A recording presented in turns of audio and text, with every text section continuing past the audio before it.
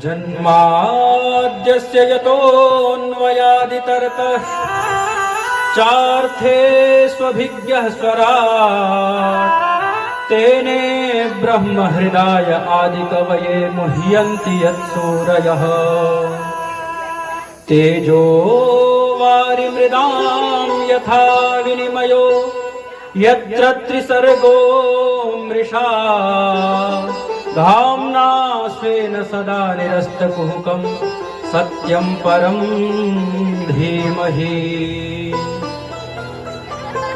धर्म प्रोज्झितकैतवोऽत्र परमो निर्मत्सराणां सतां वेद्यं वास्तवमत्र वस्तु शिवदं तापत्रयोन्मूलनम् श्रीमद्भागवते महामुनिकृते किं वा परैरीश्वरः सद्यो हृद्यवरुध्यते त्रिकृतिभिः शुश्रूषुभिस्तच्छडात् निगमकल्पतरोर्गलितं फलम् शुकमुखादमृतद्रवसंयुतं पिबत भागवतं रसमालयं मुहुरहो रसिका भुवि भावुकाः। इन तीनों श्लोकों में भागवत के जो प्रमुख आराध्य देव हैं मंगलाचरण में व्यास जी ने उन्हें सत्य कह करके प्रणाम किया है।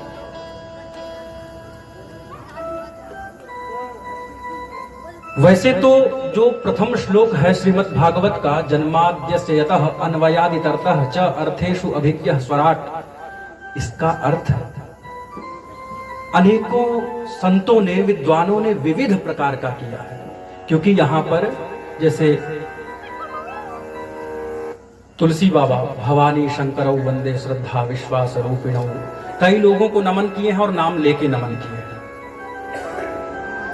नत्वा सरस्वतीं देवीं शुद्धां पुण्यां करोम्यहम्, लघु सिद्धांतकार उन्होंने सरस्वती देवी को नमस्कार करके ऐसा मंगलाचरण किया है। पर भागवत अनंत है। भागवत जो है इसमें जो प्रणाम किए हैं किसका ध्यान कर रहे हैं? सत्यम श्री कृष्णम ध्यायेम, श्री कृष्ण को नमन करते हैं। वैसे कोई दुर्गा जी के रूप में सत्य को देखता है, कोई गणेश जी के रूप में, कोई सूर्य भगवान के, विविध संत अनेक अनेक प्रकार से सोचते हैं। लेकिन यह भागवत की कथा है और भागवत को उद्देश्य करके लिखे हैं वेदव्यास स्वामी, इसलिए हम इसका अर्थ भागवत परक ही लगाएंगे। जन्माद्यस्य यतः, वैसे तो ये परमात्मा अजन्मा है, समझना ये पहले दिन की क्लास है, तो इसको यदि नहीं समझोगे तो जो आगे आने वाला है उसे नहीं समझ पाओगे। तो पहले दिन थोड़ा सा कठिन होता है, तो वो कठिन वाला क्लास जब पूरा करेंगे तो आगे जो सरल है, अब लड्डू बनाने में तो बड़ा मेहनत लगता है, जब बन जाएगा तो खाने में तो बस आनंद ही लेना है ना। तो पहले बनाओ तो सही, तो अब बनाया जा रहा है, इसको ध्यान से सुनना। यही समझोगे तो आगे समझ पाओगे, नहीं तो सब कहानियों की तरह लगेगा। और ये समझ लिए तो लगेगा कि ना कुछ ऐसा है जो मुझे जानना चाहिए था, कुछ ऐसा है जो मेरे कल्याण का कारण बनेगा। प्रभु को, परमात्मा को वेद में अजन्मा कहा गया, जिसका जन्म नहीं होता। पर जन्माद्यस्य, उन्होंने किसके लिए जन्म लिया? भक्तों के कल्याण के लिए।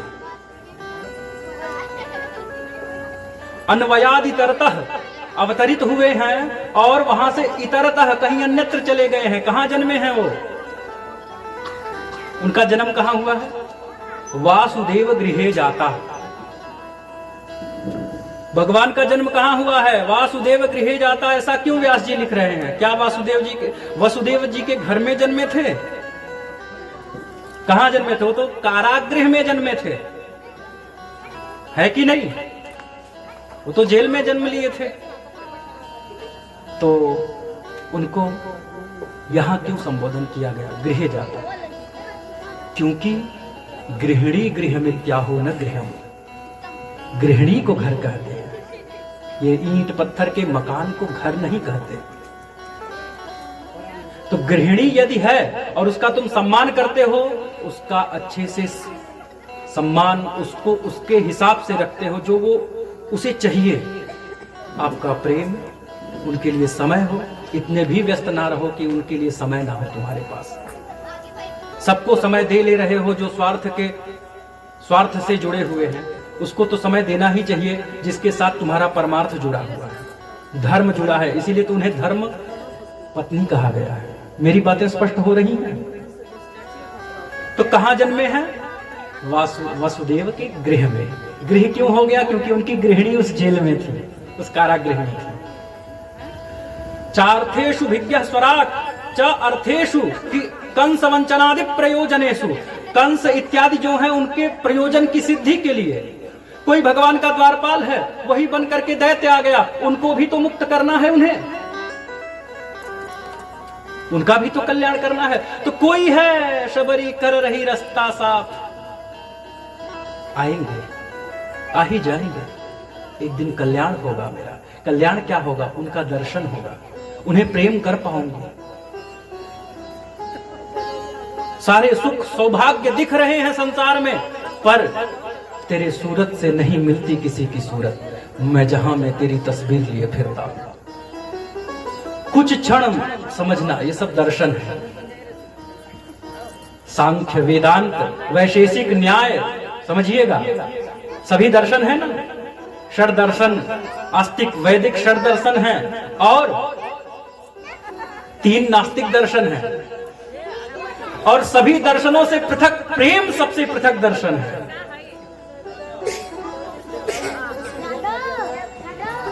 एक बार सब लोग हाथ उठाइए, बोले राधे राधे। तो प्रेम सर्वोत्कृष्ट दर्शन है।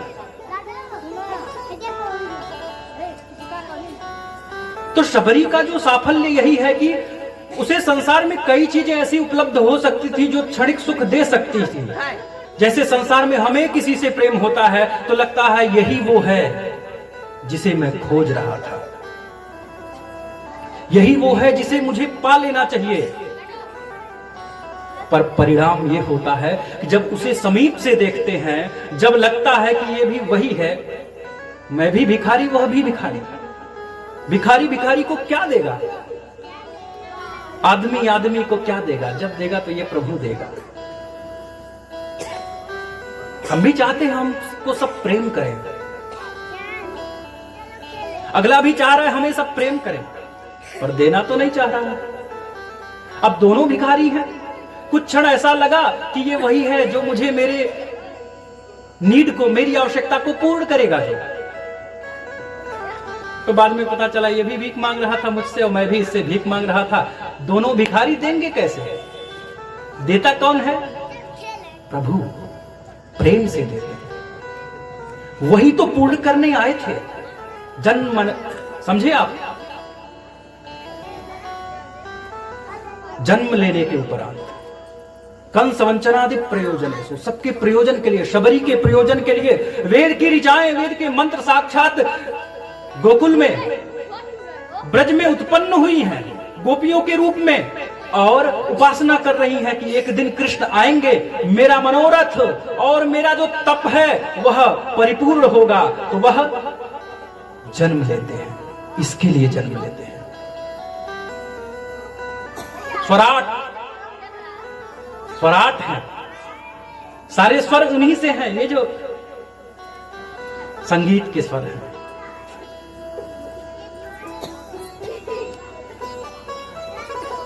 सुनता है वो उसी की वाणी जो उसकी बोले। कोई रो के उनसे कह दे, कोई ऊंचे बोल बोले, सुनता है वो उसी की वाणी जो उसकी बोले। वह गीत उस स्वराट, मतलब उसी स्वर में आना होगा। स्वेषु राजेषु पूजते, नटेशु, नटों के मध्य में अपने जो गोप ग्वाल हैं, अपने जो सखा हैं, उनके साथ विराजमान है प्रभु। जहां पर वृंदावन धाम है, वह गोकुल, वह द्वारका। तेने ब्रह्म हृदय आदि कवये, और वहां पर जब लीला कर रहे हैं तो ब्रह्मा बाबा आदि कवि जो सबसे पहले उत्पन्न हुए हैं वह मोहित हो गए हैं। हम आप कौन हैं? उनकी लीलाओं से मोह हो जाना स्वाभाविक है, क्योंकि वो क्या है? मनमोहन। मनमोहन जो मनमथ के मन को मथ देते हैं। मनमथ मतलब कामदेव। कामदेव के भी मन को मथने की क्षमता है जिनमें। ऐसे कौन है? श्री कृष्ण भगवान। मेरी बातें स्पष्ट हो रही हैं? अगर हो रही तो सब लोग हाथ उठाइए। सब लोग जिन जिन को समझ में आ रहा है प्रयास करिए कि ये जो बाल गोपाल हैं ये शांत रहे, इनसे कहिए ध्यानपूर्वक सुने। हाथ उठाइए, बोलिए राधे राधे। तो क्या? तेने ब्रह्म हृदय आदि कवये मुह्यन्ति यत् सूरयः, बड़े बड़े सूरवीर संत विद्वान मोहित हो गए हैं। तेजोवारि मृदाम यथा विनिमयो यत्र त्रिसर्गो मृषा धाम्ना स्वेन सदा निरस्तकुहकम् सत्यम परम धीमहि। तेजोवारी मृदाम कि वह जब अपनी लीलाएं कर रहा है, वंशी बजा रहा है, तो उस समय जल में स्थल का, स्थल में जल का अनुभव होने लग जाता है। जैसे यमुना याह जले, यमुना का जल हो कठोर हो जा रहा है। जब कन्हैया बंशी बजा रहे हैं तब कठोर हो जा रहा है। रुक जा रही है यमुना महारानी, ओहो हो मैं बह न जाऊं, कहीं ऐसा न हो कि स्वर से इस वेणु धुन को सुनने से चूक जाऊं मैं, इस बंशी की धुन को सुनने से चूक जाऊं, कहीं ऐसा न हो जाए।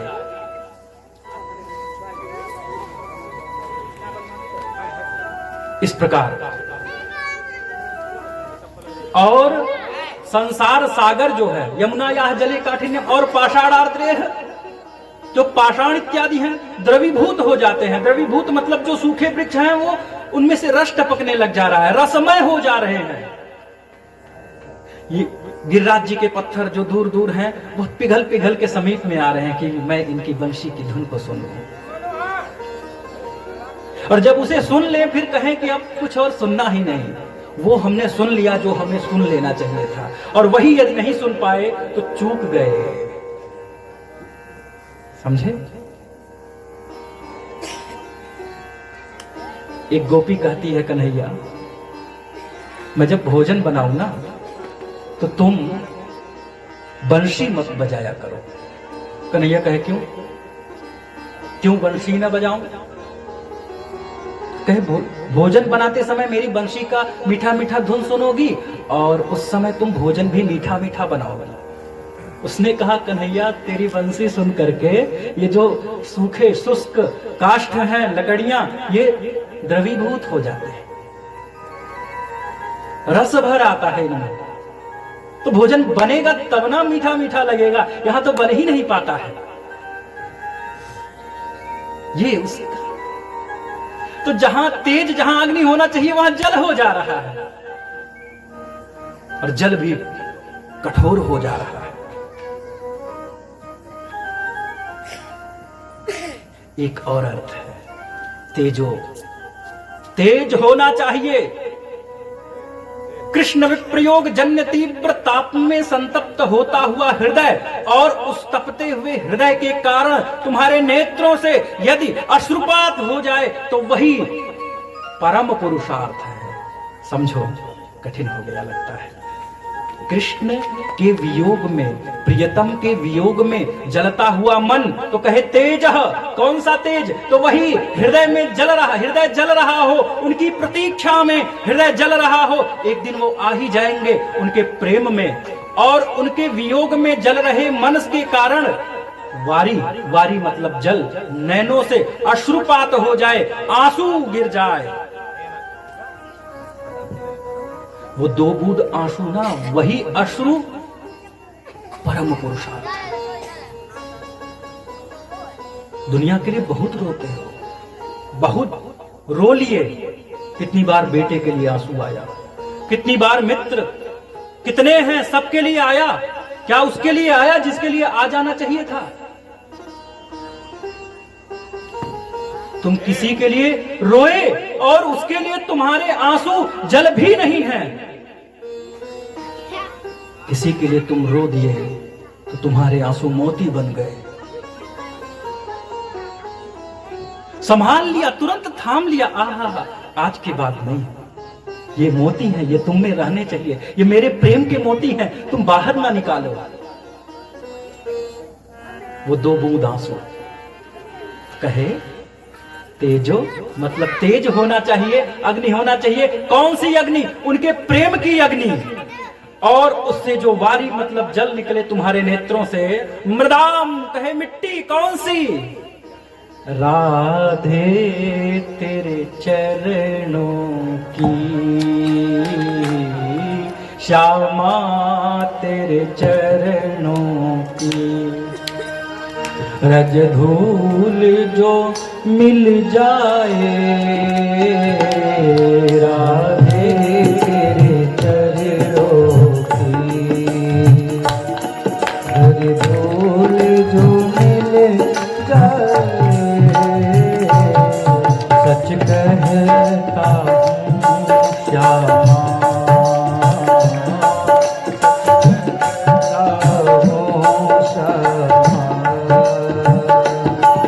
तकदीर बदल जाए,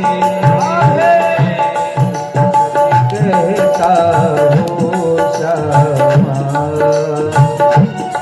तकदीर बदल जाए, राधे तेरे चरणों की।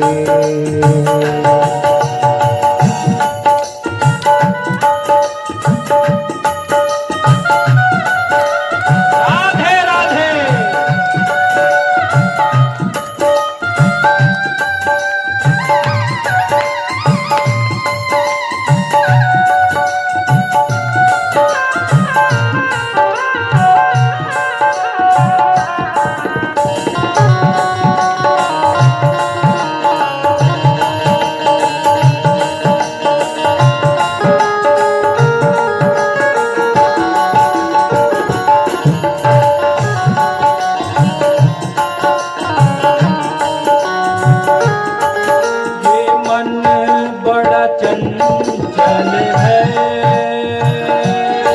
कैसे तेरा भजन करूं, ये मन बड़ा चंचल है, कैसे तेरा भजन करूं, मेरा मन बड़ा चंचल है, कैसे तेरा भजन करूं, मेरा मन बड़ा चंचल है, कैसे तेरा भजन करूं, जितना इसे समझाऊं, जितना इसे समझाऊं, उतना ही न चल जाए, उतना इसे समझाओ, उतना ही न चल जाए, राधे तेरे चरणों की।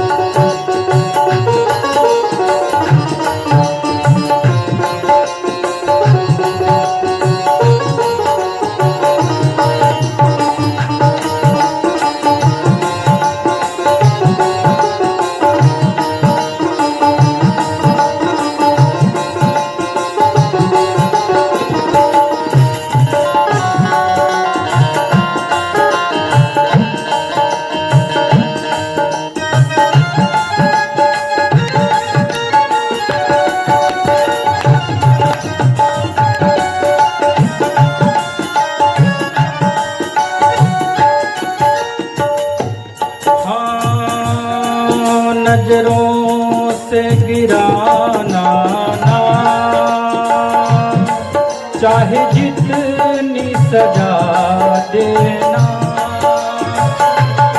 नजरों से गिराना, चाहे जितनी सजा देना,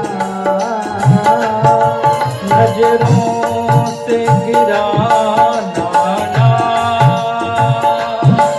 चाहे जितनी सजा देना, नजरों से गिराना ना, चाहे जितनी सजा देना, नजरों से जो गिर जाए, नजरों से जो गिर जाए, मुश्किल ही संभल पाए, नजरों से जो गिर जाए, मुश्किल है संभल पाए। राधे तेरे चरणों की,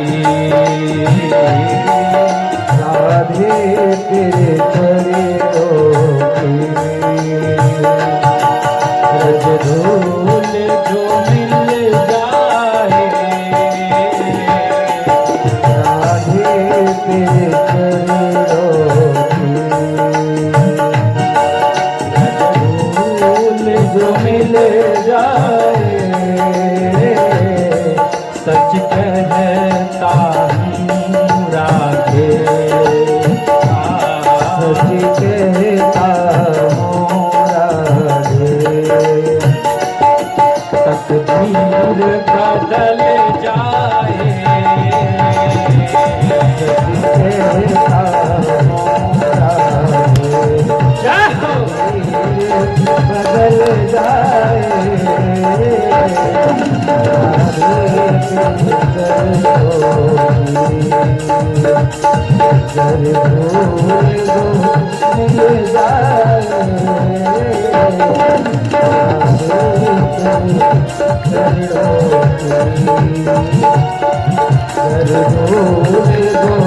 मिल जाए, राधे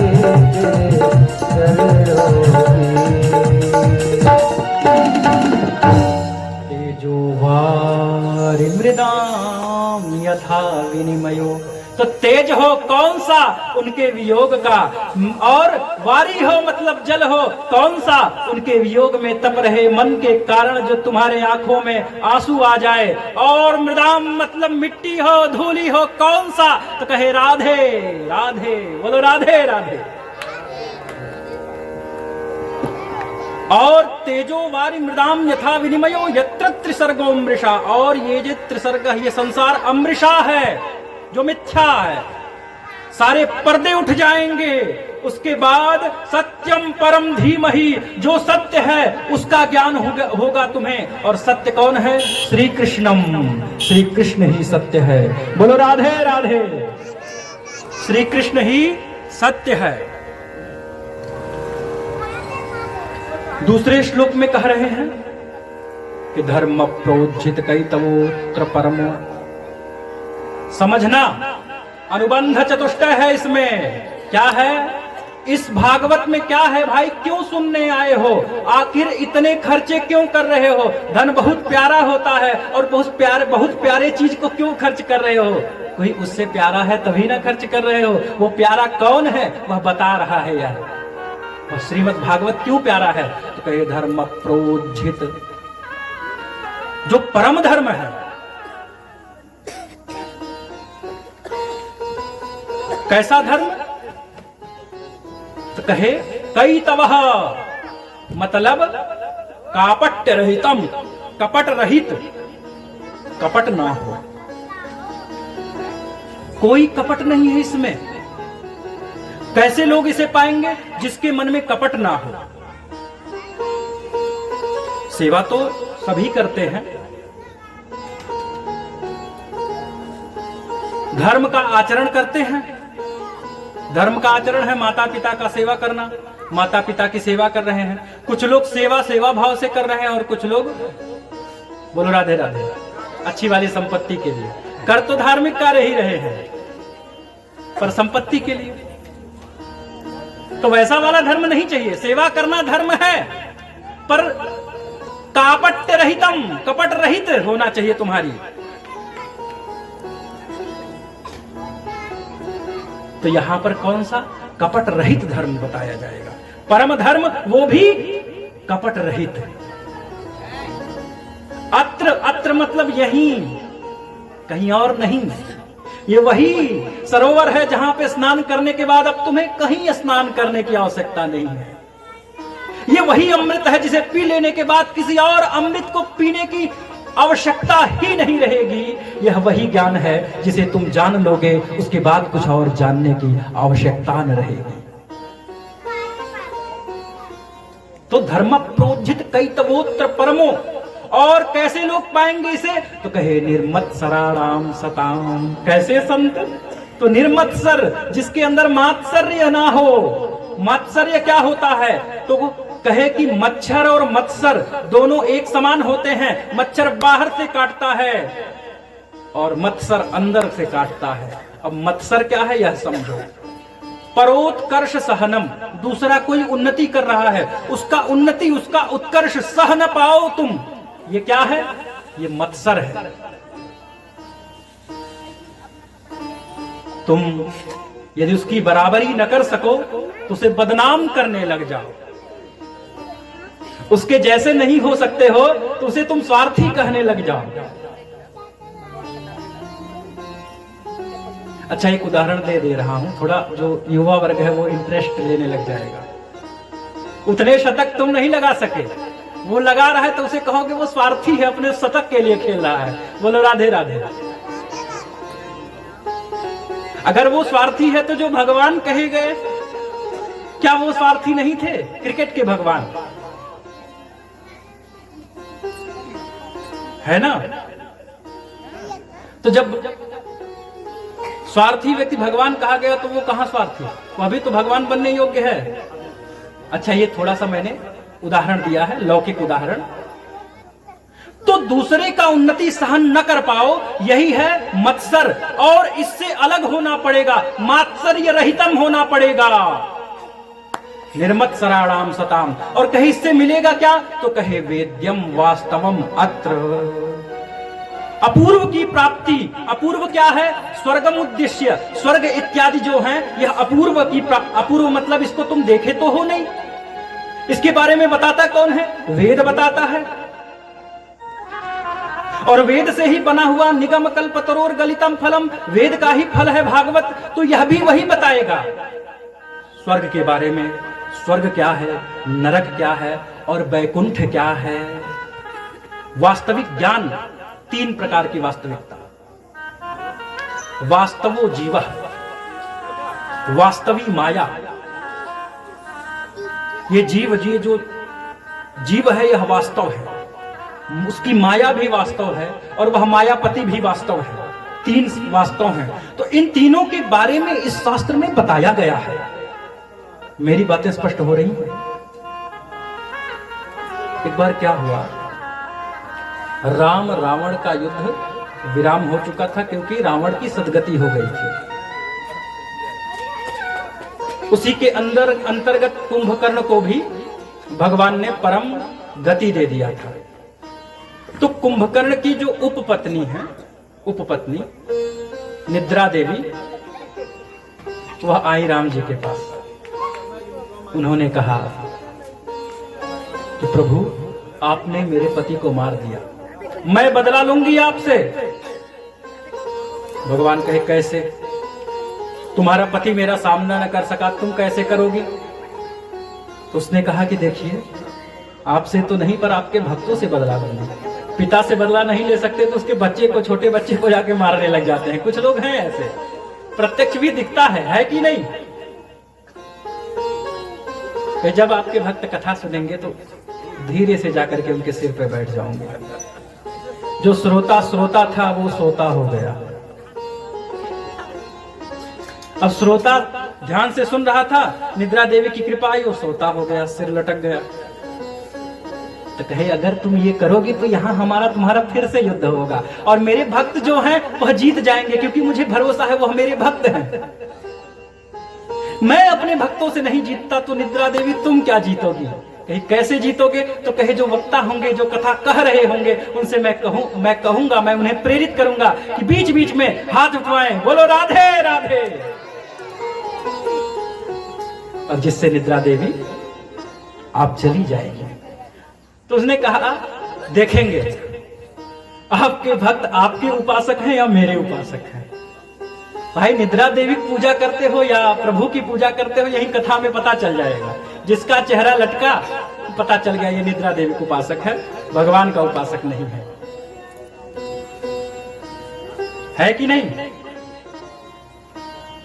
तो यहां पर क्या है? निर्मत सराणाम सताम और वेद्यम वास्तव मत्र वस्तु। जो वास्तव ज्ञान है, जो परम तत्व है, उसके बारे में यहां बताया गया है। और दूसरी बात समझो, यहां भी अत्र कहे हैं, अत्र मतलब यहीं और कहीं नहीं। यही वो प्रियतम है जिन्हें पालोगे फिर किसी और को पाना न होगा। यही वो चुनरी है जिसको ओढ़ लोगे फिर इसका रंग फीका न पड़ेगा। यही वो चूड़ी है जिसे तुम पहन लोगे तो फिर वो टूटेगा नहीं। यही वह दूल्हा है जिसे तुम वर लोगे जो कभी छूटेगा नहीं। बोलो राधे राधे। तो कैसे? तो कहे अत्र, इसका भी ज्ञान यही मिलेगा। शिवदम कैसा है ये? कल्याण कर देने वाला। उसको जान करके तुम्हारा कल्याण हो जाएगा। और दूसरी बात समझना, कहे ये तो बातें आपने कह दिया कि परम तत्व, परम ज्ञान, परम तत्व सब बताएंगे, लेकिन प्रत्यक्ष में दृष्ट वदानुश्रविक, दृष्ट में क्या ऐसा है जो मुझे दिखेगा, ऐसा तत्काल में क्या प्रभाव पड़ेगा? तो कहे कि तापत्रयोन्मूलनम, तीनों तापों का उन्मूलन हो जाएगा। तीनों ताप तुम्हारे नष्ट हो जाएंगे। तपो न तप्तम वयमेव तप्ताः, तीनों ताप हमें तपाते हैं, तुम तप नहीं करते और तीनों ताप तुम्हें तपा देते हैं। तुम सुबह उठ करके प्रातःकाल 3 बजे ब्रह्म मुहूर्त में उठोगे, तुम्हारा नेत्र जलेगा, सिर दर्द करने लग जाएगा कुछ दिनों तक, वो तपेगा शरीर। तुम विद्याध्ययन कर रहे हो, तपेगा शरीर। तुम साधना कर रहे हो, तपेगा शरीर। और तुम ये सब नहीं कर रहे हो तो दैहिक, दैविक, भौतिक ताप तुम्हें तपाएंगे, तपोगे दोनों ओर से। तुम कौन सा तपना स्वीकार करते हो? तपना ही होगा। कोई है सोना आग में तपकर कुंदन बन जाता है, और कोई है रह जाता है। मिट्टी ढेला फेंको, लद दे पड़ा रहा। बोलो राधे राधे। एक बार फेल हो गए, अरे छोड़ो, नहीं हो सकता। लोग बड़ी निंदा कर दिए, हॉपलेस हो गए। भाई तुम्हारे अंदर क्या है? लोग निंदा कर दिए, तुम हॉपलेस हो गए। लोग प्रशंसा कर दिए, तुम प्रसन्न हो गए। तो तुम में क्या बचा? तुम में तुम्हारा क्या रहा? लोग के हाथ में तुम्हारी चाबी है, तुमने अपनी चाबी किसी और को दी रखी है कि नहीं? तो तपोगे तो है ही, तो क्या करना है? तपो, बल से तपो। तुम तुम्हारे लक्ष्य को पाने के लिए तपो। तो ये जो तीनों ताप हैं या नहीं तपा पाएंगे। वह परम लक्ष्य पाने के लिए कैसा तपना होगा? तो बैठ गए, सुबह से लगे हुए हैं, कर्मकांड पूजा पाठ जो है वो किए, उसके बाद बैठे, आचार्य जी भागवत पारायण कर रहे हैं, मूल पाठ उसको सुन रहे हैं, झपकी आ रही है बार बार, फिर भी चेतना में आ रहे हैं, सुन रहे हैं। फिर उसके बाद 10 मिनट आराम नहीं मिला, आरती के बाद बैठ गए, 3 घंटे 3.5 घंटे आसन लगा करके कथा सुन रहे हैं। यही तपना है। ये नहीं तपोगे तो बुखार में बिस्तर पे पड़ के तो तपना ही है। बोलो राधे राधे। तो ये जो तापत्रयोन्मूलनम, इन तीनों तापों का नाश करने के लिए इस तरह का तप यही मिलेगा, अत्र। और तापत्र्योन्मूलनम श्रीमद् भागवते महामुनि कृते। अरे श्रीमद् भागवत की रचना करते हुए महामुनि व्यास कह रहे हैं कि सद्यो हृदय वरुध्यते कृत भी किंवा परैरीश्वर। सद्य हृदय अवरुध्यते, समझना, विराजते नहीं कि भगवान तुम्हारे हृदय में विराजमान हो जाएंगे, ऐसा नहीं कहा। क्या कहा है व्यास जी ने कि हृदय अवरुध्यते, आप यहां विराजमान हैं, आपका मन नहीं हुआ तत्काल उठ के चले जाएंगे। आपका मन नहीं लग रहा, थोड़ी देर में आप स्कोर देखने लग जाएंगे। बोलो राधे राधे। पर यदि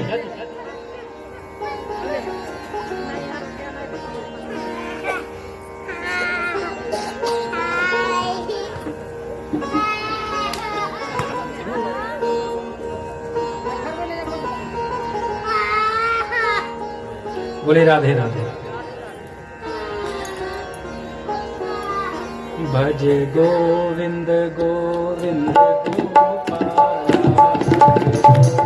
गोविंद गोपाल, भज गोविंद गोविंद गोविंद गोविंद गोपाल। मेरा मुरली मनोहर, मेरा मुरली मनोहर नंद लाला, मेरा मुरली मनोहर नंद लाला। भज गोविंद गोविंद गोपाल, भज गोविंद गोविंद गोपाल। भज गोविंद गोविंद गोपाल, भज गोविंद गोविंद गोपाल। भज गोविंद गोविंद गोपाल। तो क्या हुआ?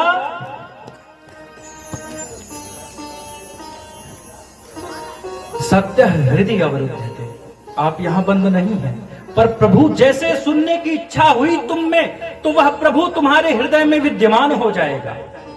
और सुनना बहुत बड़ी साधना है। जब तुम्हारे हृदय में प्रेम होता है ना, तो तुम चुप हो जाते हो।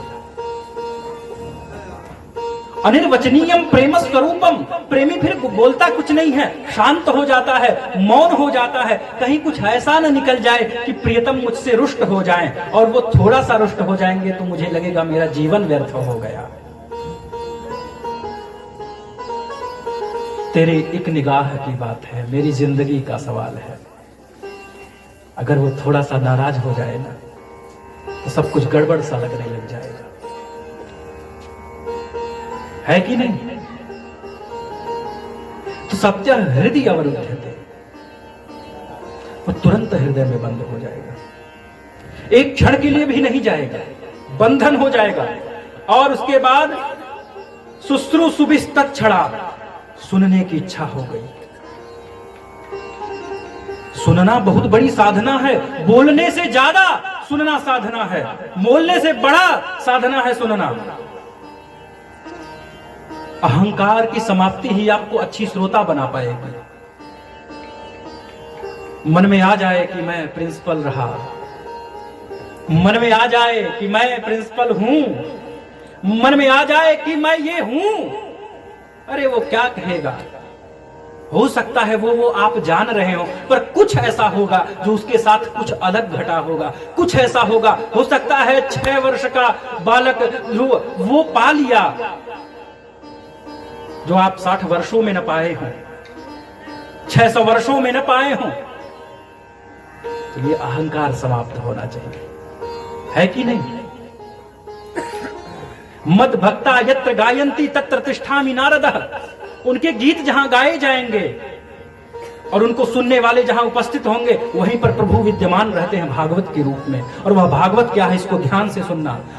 कि निगम कल्पतरोर गलितम फलम, निगम इष्ट प्राप्ति अनिष्ट परिहारयो रलौकिक मुपायम यो वेदयति स वेदः।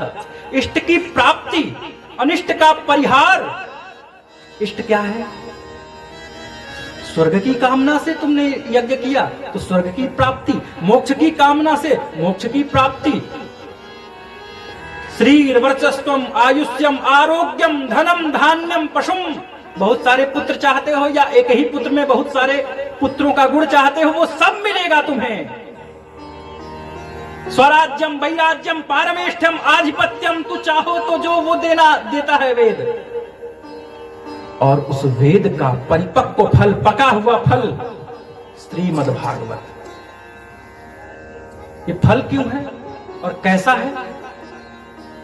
तो वेद रूपी वेद रूपी वृक्ष का पका हुआ फल श्रीमद् भागवत महापुराण, और सुक मुखात अमृतद्रव संयुतम, सुक के मुख से अमृत जैसे सुक होता है ना, इसका प्रमाण क्या है? वेदव्यास जी लिखने के बाद कह रहे हैं अमृत है, अमृत है। जैसे एक व्यक्ति खरबूजा बेच रहा था और बेचते हुए कह रहा है खरबूजा चीनी से मीठा, खरबूजा चीनी से मीठा। अब किसी ने खरीदा, खरीदने के बाद खाया तो एकदम फीका फीका। तो कहा कि अरे तुम झूठ बोल रहे थे, खरबूजा चीनी से मीठा। तो उसने कहा कि मैं तो कह रहा था ये खरबूजा है जो चीनी से मीठा होगा। चीनी से मीठा, तो चीनी डालोगे तभी ना मीठा होगा। वो तो मैं बेचने के लिए कह रहा था। तो कहा वेदव्यास जी से किसी ने कि आप अपने इस बनाए हुए ग्रंथ को, रचे हुए ग्रंथ को तो आप कहेंगे ही कि ये मीठा है, प्रमाण क्या है इसके मीठा होने का? तो कहे शुक मुखात अमृतद्रव संयुतम। शुक फल का पारखी माना जाता है, तोता जो है वह फल का पारखी माना जाता है। ऐसा है कि नहीं? ये बताओ, मीठे फल पे तोता चोंच मारता है या जिस पे चोंच मारता है वह मीठा हो जाता है? बताइए, कौन बताएगा? हाँ, मीठे फल पे मारता है। देखिए ये अनुभव कहां पढ़ी थी आप? पढ़ी नहीं थी ना। बहुत सारे लोग हैं जो पढ़े नहीं है पर बहुत अनुभवी हैं और उनको हम हल्के में ले लेते हैं। बोलो राधे राधे राधे। बहुत सारे पढ़े लिखे हैं, उन्हें पता भी चल गया कि क्या है पर बोल नहीं पाए। तो क्या हुआ? सुक मुखात अमृतद्रव संयुत। सुक जो है अगर उसके मारने से मीठा होता तो किसी भी फल पे मार के चोंच मीठा कर लेता, पर वह जुर्मुटों में फंसे हुए जहां तक उसका चोंच नहीं पहुंच रहा था वहां प्रयास करके बारंबार और वहां चोंच मारता है और मारने के बाद उसको फिर पाता है। और कभी ऐसा अमरूद या ऐसा फल खाए हो जिस पे चोंच लगा हो, उसे काट करके थोड़ा सा फिर कितना मीठा होता है? हम तो खाए हैं। शुक मुखाद अमृतद्रव संयुतम, यानी सुख के मुख से प्रमाणित हो चुका है, यह परम मधुर है। पिबत भागवतम रसमालयम, इस भागवत रूपी रस को पियो। भागवत क्या है इसको समझना व्याकरण शास्त्र की दृष्टि से। भगवता प्रोक्तम भागवतम, कि भगवान के द्वारा कहा गया है जो वह है भागवत। कैसे भगवान के द्वारा कहा गया? तो नारायण ने किसको दिया? ब्रह्मा जी को। ब्रह्मा जी ने किसको दिया? नारद जी को। नारद जी व्यास जी को। व्यास जी अपने सुखदेव जी को। सुखदेव जी सूत जी इत्यादि कई लोगों को दिए और उसी से कथा विस्तृत हो गया। है कि नहीं? ऐसा है ना। तो भगवता प्रोक्तम, भगवान के द्वारा कहा गया। और भगवान एवं भागवतः, भगवान ही भागवत है। और समझो एक अर्थ, भगवतो हो राधा कृष्णयो हो युगल चरितम यस्मिन तद भागवतम। भगवान राधा कृष्ण का युगल मतलब दोनों का चरित्र है जिसमें वह है श्रीमद् भागवत। और समझना, भगवत्याः राधायाः गुप्त चरितम यस्मिन तद भागवतम। भगवती राधा रानी का गुप्त चरित्र, ऐसा गुप्त चरित्र तो प्रेममयी गुप्त चरित्र। प्रेम को हमेशा गुप्त रखना चाहिए। गोपियों को गोपी इसलिए कहा जाता है कि वह अपने प्रेम को, भक्ति को गुप्त रखती है। प्रेम प्रदर्शन की चीज नहीं है। प्रेम दिखाओगे तो उसमें टोना लग जाएगा। सत्य है ये। जिस प्रेम के बारे में बाजार में चर्चा हो जाए वो घटने लग जाता है। और मन ही मन मोहन को प्रेम करो, बस करते रहो। प्रेम गली अतिशा करी या में दो न समाए, बस तुम और मैं और कोई नहीं। फिर देखो आनंद प्रेम का, है ना? बोलो राधे राधे। मेरी बातें स्पष्ट हो रही हैं, कठिन तो नहीं हो जा रहा है? तो श्रीमद् भागवत का एक क्या है, भगवत्याः राधायाः, भगवती राधा का गुप्त चरित्र है जिसमें वह है भागवत। और एक भक्ति ज्ञान विरागाणाम सहितानि अपि तार्यते तद भागवतम, भक्ति ज्ञान वैराग्य है जिसमें उसको तार देता है, वह है श्रीमद् भागवत। और सुनो, भक्ति ज्ञान विरागाणाम रहितानि अपि तार्यते तद भागवतम, और इतना ही नहीं, भक्ति ज्ञान वैराग्य नहीं है तुम में तो भी तार देगा, वह है श्रीमद् भागवत। बोलो भागवत भगवान की। और ये कैसे फल का वृक्ष है? तो कल्पतरोर, कल्पतरु मतलब कल्प वृक्ष है ये। इसके नीचे बैठ के जो भी कल्पना करोगे, विद्यार्थी लभते विद्यान, धनार्थी लभते धनम, पुत्रार्थी लभते पुत्रान, मोक्षार्थी लभते गतिम। तुम क्या चाहते हो भाई? विद्या चाहते हो, यहां मिलेगा तुम्हें। धनार्थी, मोक्षार्थी, तुम कुछ भी चाहते हो, ये भागवत देने में सक्षम है। बस तब सक्षम है जब तुम ध्यान से सुनोगे। और कहे श्रीमद् भागवत सुख मुखादमृत द्रव संयुतम पिबत भागवतम, इसे पियो, बार बार पियो। तो कहे भैया जल फल को खाया जाता है, पिया कहां जाता है? उसमें गुठली भी होगा, छिलका होगा। तो कहे ना ना ना, इसमें गुठली और छिलका कुछ भी नहीं है, ये तो पूरा रस है। रसम, रसम श्री कृष्णम, रस श्री कृष्ण रूपी रस है। इसे पियो और पीते ही जाओ, तब तक पियो। आलयम रसमालयम मोक्ष पर्यंतम, तुम्हारी मुक्ति न हो जाए तब तक पियो, इससे कभी तृप्त न हो। मुहुर हो रसिका भूरि भाव का, मुहुः मुहुः बार बार। कौन पिए? तो कहे रसिक और भावुक। किसी ने कहा आप तो कह रहे थे कि सभी के उद्धार करने वाला है, तो आप रसिक और भावुक क्यों कह दिए? तो कहे रसिक और भावुक इसलिए कहे हैं क्योंकि जैसे तुम्हें प्यास नहीं लगी है और कहीं कोई जल प्याऊ है, पिला रहा है, आइए ना जल पीजिए, बड़ा मधुर जल है, बहुत अच्छा जल है। आपको प्यास नहीं है, आप उसके समीप में जाएंगे और उससे कहेंगे बताओ ये जल कहां से लाए हो, किस सरोवर, किस कुएं, किस नदी का है? अच्छा बताओ ये जो पात्र है जिसमें तुम जल रखे हो, क्या तुम इसे कभी धुलते हो? क्या तुम ये जो लोटा प्रयोग कर रहे हो शुद्ध तो है? विविध प्रश्न तुम्हारे मन में होंगे। क्यों? क्योंकि तुम्हें प्यास नहीं लगी है और तुम्हें प्यास लग रही हो। प्रचंड मार्तंड के आतप से तप रहे हो तुम, मतलब संसार के ठोकरों से तप रहे थे। प्रभु के प्रेम में तुम जल रहे हो, उस धूप से तुम जल रहे हो। तो जब तुम जलते हुए पहुंचोगे तो तुम्हारे मन में प्रश्न नहीं होगा, पहले अंजलि लगाओगे, जल को पी लोगे, उसके बाद तुम कुछ और सोचोगे। बोलो राधे राधे। तो रसिक और भावुक तो प्यासे हैं, कहां राम नाम का रस बरस रहा है और जहां तहां जाकर के पी लेंगे।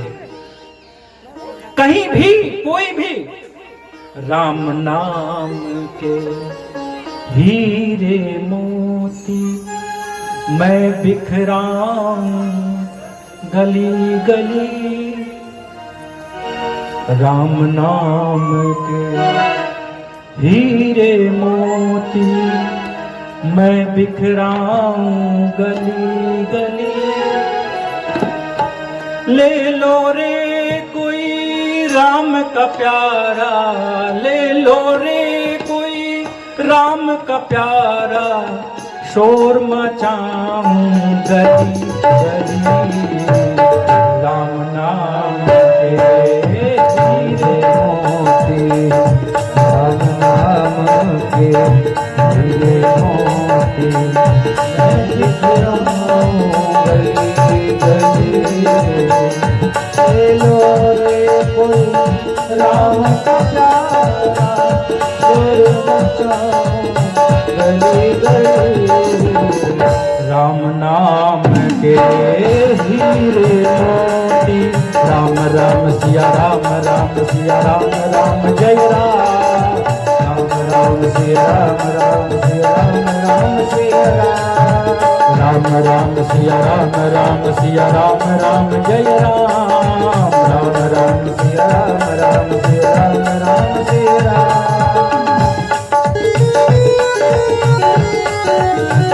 राधे राधे।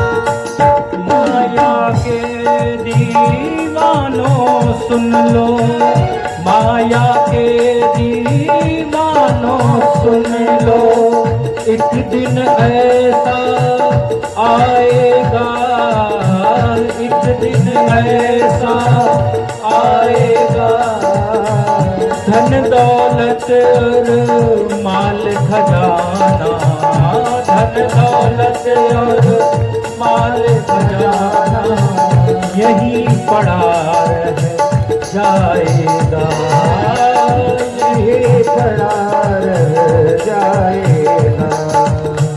कंचन काया माटी होगी, कंचन काया माटी होगी, कंचन काया माटी होगी, कंचन काया माटी होगी, चर्चा होगी गली गली, राम नाम के राम राम सिया राम राम सिया राम राम जय राम राम सिया राम राम जय राम राम सिया राम सिया राम जय राम राम सिया राम जय राम नाम के हीरे मोती मैं बिखराऊं गली गली, राम नाम के हीरे मोती मैं बिखराऊं गली गली। ले लो रे कोई राम का प्यारा, ले लो रे कोई राम का प्यारा, शोर मचाऊं गली गली, राम नाम के हीरे मोती, राम राम सिया राम सिया राम जय राम राम सिया राम जय राम सिया राम जय राम सिया राम जय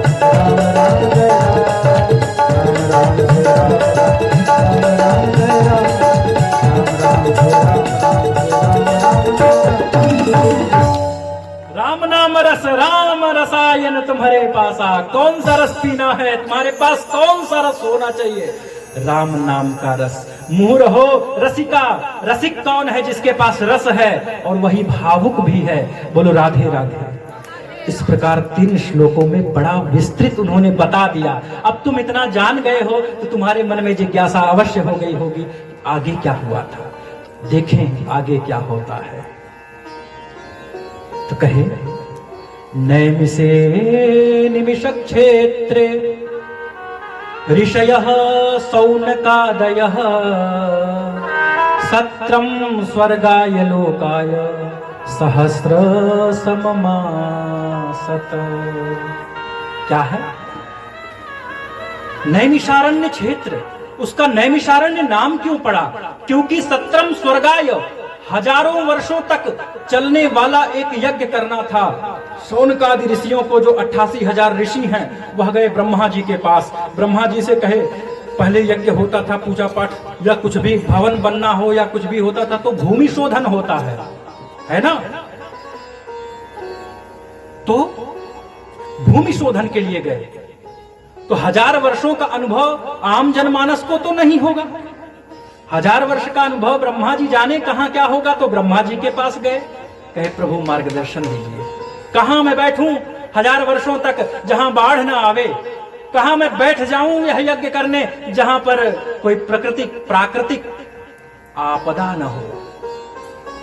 सत्रम स्वर्गाय सहस्र सममासत, 1000 वर्षों तक करने के लिए मनश्चक्र, मन रूपी, मन को ही चक्र के रूप में ब्रह्मा जी ने चलाया है। कहीं कहीं विभेद हो जाता है, जिन्हें वास्तव में भागवत के मूल को नहीं पढ़ा, तो कहीं कहीं कुछ लोगों के मुख से निकल गया कि वहां पर विष्णु जी का चक्र था, पर ऐसा नहीं, ब्रह्मा जी का चक्र। और अग्रभाग जो है उसे निमि कहते हैं। कहे ये जहां पर स्पर्श होगा उसी अरण्य में तुम यज्ञ करना। तो यह अरण्य नैमिषारण्य में स्पर्श हुआ है, इसीलिए इस स्थान का नाम हुआ नैमिषारण्य। बोलो नैमिषारण्य तीर्थ की जय। और निमेषो मात्रा कालस्या दर्ध मात्रात्मको ही सह। निमिष काल किसे कहते हैं?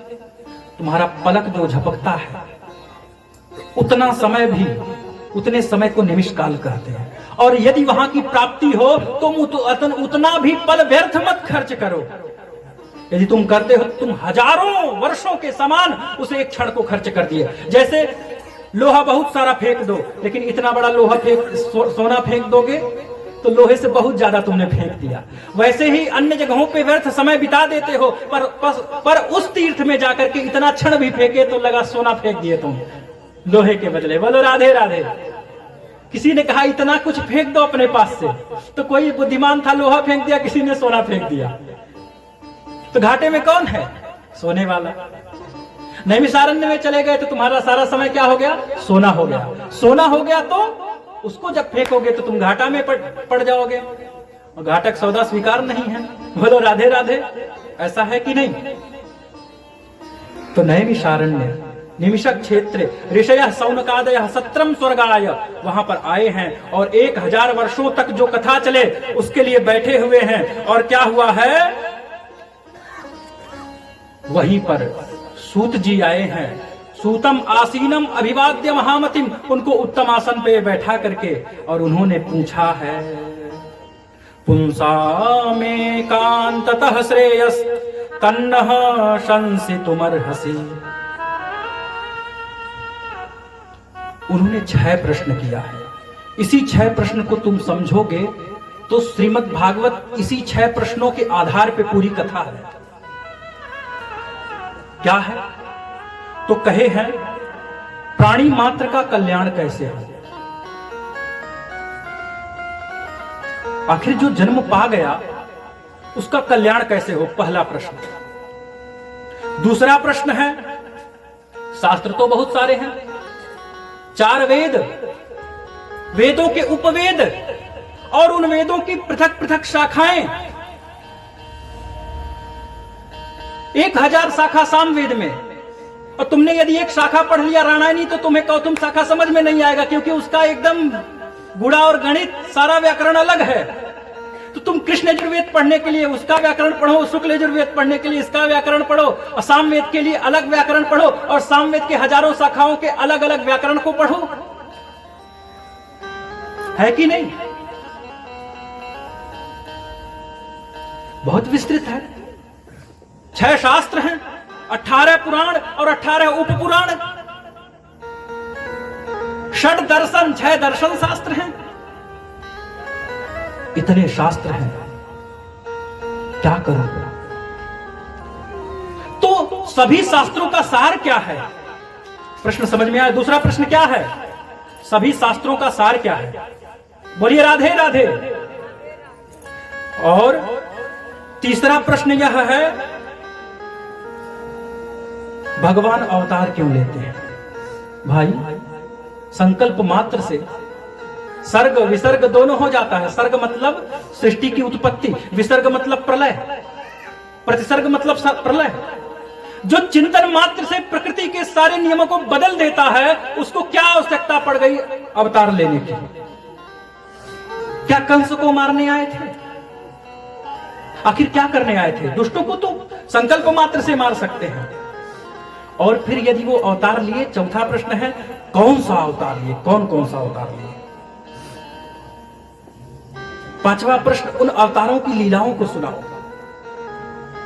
और छठवां प्रश्न है कि जब भगवान श्री कृष्ण धराधाम को छोड़कर चले गए, वह नीलमणि जो चमकता हुआ सबकी आंखों का तारा, वह जब चला गया इस धराधाम को छोड़ करके, तो धर्म कम शरणम गतः, धर्म किसकी शरण में गया?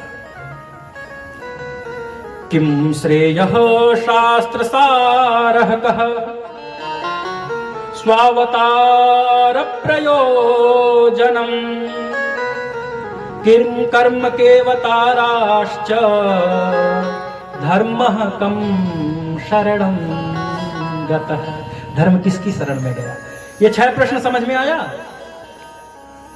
इतने तो समझदार यदि हो गए ना तो यूपीएससी पास हो जाओगे। लेकिन इस प्रश्न को मतलब इतना एक बार में कह देने से यदि याद हो जाए तो फिर यूपीएससी उसी ये सब कोई बहुत बड़ी चीज नहीं है। पर जब मैं इन्हीं प्रश्नों का आगे चर्चा करूंगा तो मैं बताता रहूंगा ये उस प्रश्न का उत्तर है। ठीक समझ रहे हैं ना? एकदम क्लास में जैसे समझाया जाता है ऐसे समझ रहे हैं ना? एक एक लोग समझ गए, हाथ उठाइए, तभी ना आगे का सब्जेक्ट बढ़ेगा। बोलो राधे राधे। तब उन्होंने कहा है तुम्हारे प्रश्न तो बड़े अद्भुत हैं। सूत ऋषि ने, सूत जी ने कहा है आपके प्रश्न बहुत अच्छे हैं, लेकिन किसी भी प्रश्न का उत्तर देने से पहले मैं गुरु के ज्ञान को दूंगा तुम्हें, तो पहले गुरु जी को प्रणाम कर लिया जाए। अपने अपने गुरु जी को प्रणाम कर लीजिए। उनके गुरु कौन है? कि यम प्रव्रजंतम अनुपेतम अपेत कृत्यम द्वैपायनो विरह कातर आजुहाव उत्रेति तन्मयतया तरवोभिनेदुः स्तम सर्वभूत हृदयं मुनिमानतोस्मि। यम प्रव्रजंतम, जो ब्रज गतौ धातु, ब्रज मतलब जाना, समझना, ब्रज मतलब जाना। आप कहे मां मैं जा रहा हूं, तो यानी अभी आ जाएगा। ठीक। और ब्रज मतलब कहे अहम ब्रजामी, मैं जा रहा हूं, तो इसमें मतलब जा रहा है थोड़ा विलंब से आएगा। लेकिन जब प्रव्रजंतम हो जाएगा, ये परिव्राजक हो जा रहा है, अब कभी वापस लौट के नहीं आएगा। बात बड़ी है। सुखदेव स्वामी जन्म लेते हैं, जन्म कैसे लिए थोड़ा संक्षिप्त में समझ लेना। सुखदेव स्वामी की उत्पत्ति कैसे हुई। एक बार नारद जी सोचे बहुत दिन से कुछ नई लीला नहीं की गई, कुछ ऐसा किया जाए जिससे संसार का कल्याण हो। यद्यपि देखने में लगता है कि नारद जी इधर लगाते बजाते हैं, पर वो जब लगाते बजाते हैं ना तो कई लोग मुक्त होते हैं उससे, कई लोगों का कल्याण होता है। सामर्थ्यवान पुरुष का हंसना भी कोई ना कोई कारण होता है, उसका चलना भी किसी कारणवश होता है, व्यर्थ नहीं है कि नहीं ऐसा? नारद जी कहे ठीक है कुछ किया जाए। नारद जी गए माता पार्वती के पास। पार्वती मैया उनको गुरुजी मानती, नारद जी उनको मैया मानते। वो उनके चरण में झुक गए और पार्वती मैया उनके शरण में गुरुजी प्रणाम। वो कहे माता जी प्रणाम। उच्च आसन पर बैठा करके इन्होंने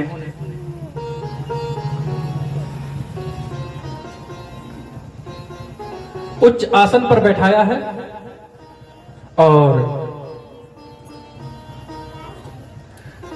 पूछा है कि हे देवी आपको भगवान प्रेम करते हैं? तो पार्वती मैया ने कहा बहुत प्रेम करते हैं। नारद जी कहे मुझे तो नहीं लगता। कहे कैसे, आप कैसे कह रहे हैं ऐसा? तो कहे यदि प्रेम करते हैं तो तुम्हें सारी बातें बताते होंगे। तो कही हाँ रोज बताते हैं। नारद जी कहे नहीं। कभी तुमने पूछा उनके गले में माला किस चीज की है? ये जो उनके मुंड माला है वो किसकी है, ये कभी तुमने पूछा? और तुमने पूछा भी नहीं और उन्होंने बताया भी नहीं। क्यों? क्योंकि तुम्हें प्रेम नहीं करते। अब पत्नियां जब पति का मैटर हो तो थोड़ा सा जल्दी नाराज होती है, क्योंकि उन्हें नाराज होने का बहाना चाहिए होता है। ये उलाहना तो बहाना होता है कि वो मुझे मनाए। वास्तविकता में नाराजगी नहीं है, पर हाँ आए मनाए। अब मैया नाराज तो हुई, पर नारद जी से कही नहीं नहीं ऐसा हो ही नहीं सकता, मुझे बहुत प्रेम करते हैं। नारद जी कहे ठीक है।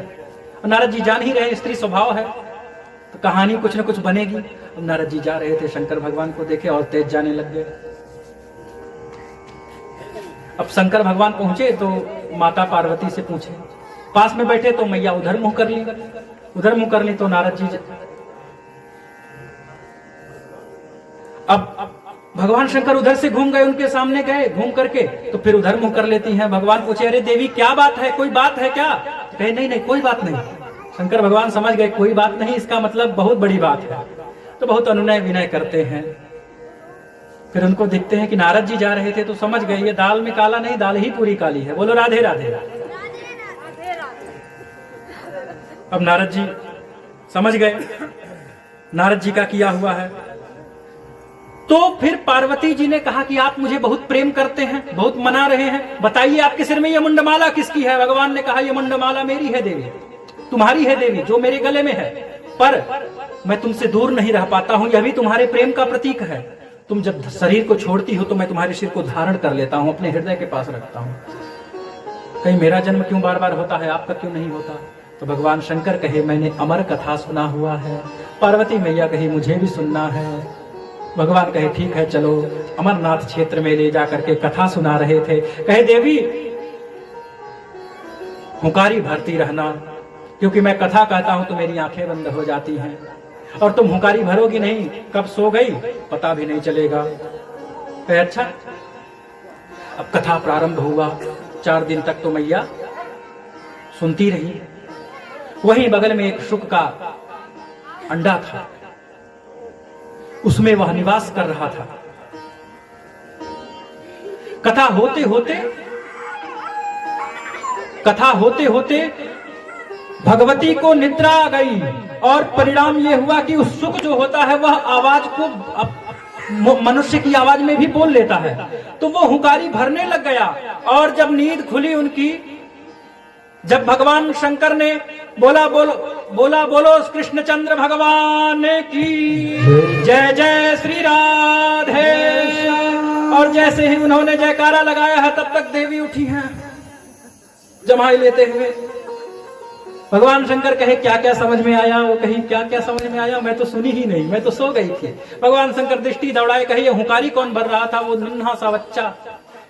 उसको लीला किया उन्होंने, अपना त्रिशूल फेंका है, त्रिशूल पीछे पीछे, और वो आगे आगे व्यास जी की पत्नी जम्हाई ले रही थी, उनके गर्भ में प्रवेश किए हैं।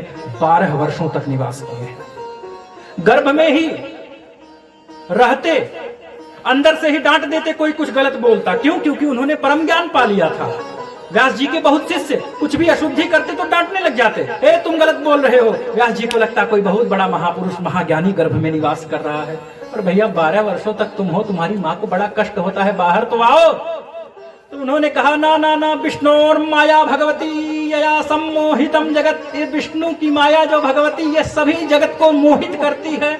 गर्भ में जो जीव है उसे सब कुछ याद रहता है, इसलिए मैं यहां रहूंगा, मुझे मोहित नहीं कर पाएगी। तब व्यास जी के विनती से विष्णु भगवान प्रकट होकर कहे हैं कि आप जन्म लीजिए, मेरी माया आपको छुएगी भी नहीं। तब वह जन्म लेते हैं प्रव्रजंतम, परिव्राजक होकर के, जो कभी लौट के ना आए, परमहंस बन करके। इसीलिए भागवत के हर अध्यायों के अंतिम में लिखा हुआ है पारमहंस्याम संहितायाम। मेरी बातें स्पष्ट हो रही हैं? ऐसे है शुकदेव स्वामी। कोई संस्कार नहीं हुआ है, जा रहे हैं पुत्रेति तन्मयतया, हा पुत्र पुत्र पुत्र कहते हुए व्यास जी बढ़ रहे थे। और वृक्षः ने तरवों ने अभिनेदुः, तरवों ने वृक्षों ने कहा कि आप किसको बेटा कह रहे हैं?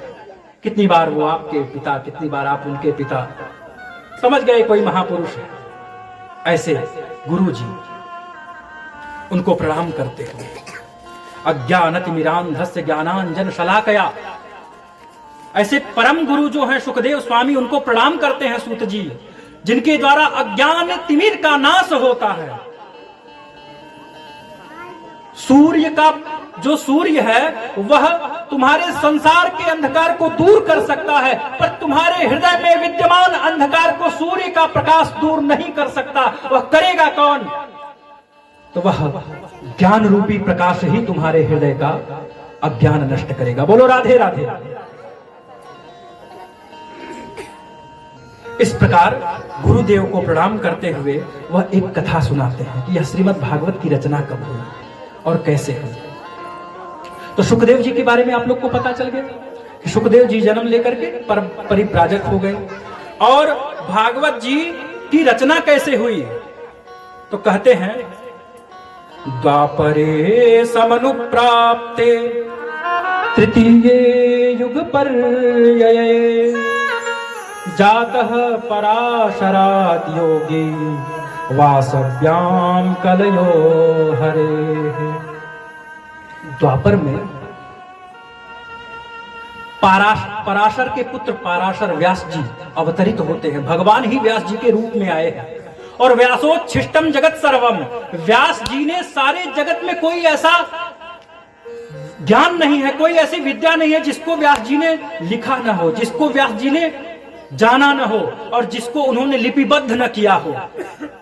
जगत का कोई ज्ञान ऐसा नहीं है। समझ रहे हैं ना आप लोग? बोलिए राधे राधे। आधे आधे नहीं, बोलो राधे राधे।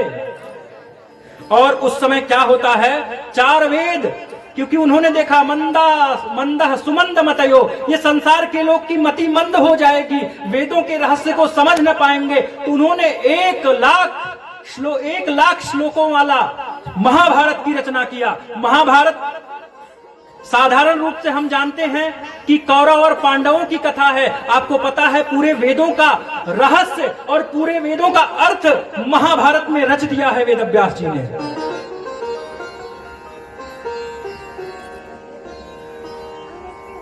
ऐसा तो नहीं हो जा रहा है जैसे एक बार क्या होता है, एक गुरु के यहां एक संत आते हैं कथा करने।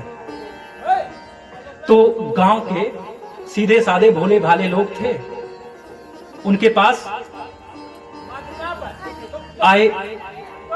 संत के पास की कथा होगा कथा होगा। अब कथा के लिए मंच लग गया, पंडाल बन गया। और जैसे ही संत महाराज आंख बंद करके संकीर्तन प्रारंभ किए, सभी उठ के चले गए। केवल एक बचा, गाय भैंस बढ़िया चरा करके नहला धुला करके सायंकाल में ऐसे खा पी करके आया, बैठा। महाराज कहे, जब नेत्र खुला उनका संकीर्तन के बाद, तो महाराज कहे, भाई अब तुम अकेले हो, क्या सुनोगे? तो उसने कहा, महाराज एक प्रश्न है हमारा। 40 भैंसियां थी, 39 भाग गई, एक बचा हुआ है, तो क्या मैं उसको भोजन नहीं दूंगा? क्या उसको मैं चारा नहीं खिलाऊंगा? इतना सुंदर तर्क एक गांव में रहने वाला व्यक्ति। महाराज प्रसन्न, क्या बात है? जब बढ़िया सद्यो, इतने समझदार व्यक्ति को तो ऊंची ऊंची बातें बतानी पड़ेगी ना। अब कोई अध्यापक जो पढ़ा रहा हो, कोई ज्ञानी व्यक्ति हो, तो उसको और ऊंची बातें बतानी है। तो उन्होंने बढ़िया सद्यो मुक्ति क्रमो मुक्ति प्रारंभ किया। परिणाम ये हुआ, तो लगता है महाराज वो किए थे। 39 भैंस भाग गई थी, एक बची थी। अब उन 39 का हिस्सा एक को ही खिला देंगे क्या? बोलो राधे राधे। तो कभी कभी ऐसे भी श्रोता पाए जाते हैं, पर यहां प्रबुद्ध वर्ग है। ध्यान से समझिए कि 4 वेद 6 शास्त्र 18 पुराण लिख लिया उन्होंने, उन्हें संतोष नहीं है। 18 नहीं, अभी 17 ही लिखे हुए हैं इस स्थिति तक। और परिणाम यह हुआ, मन में बड़ा दुख है, कुछ चूक गया, कुछ ऐसा था जो मुझे कर लेना चाहिए था, मैं कर न पाया। जो सब कुछ किया, लगता है कि मैं किया ही नहीं हूं। तुमने भगवान को नहीं पाया, तुमने संसार को खूब पाने का प्रयास किया, कुछ भी नहीं मिला जैसा हो जाता है जिंदगी। है कि नहीं ऐसा? बहुत दुखी मन से बैठे थे, तब तक उनको एक धुन सुनाई दिया, नारायण नारायण श्रीमन नारायण नारायण नारायण नारायण नारायण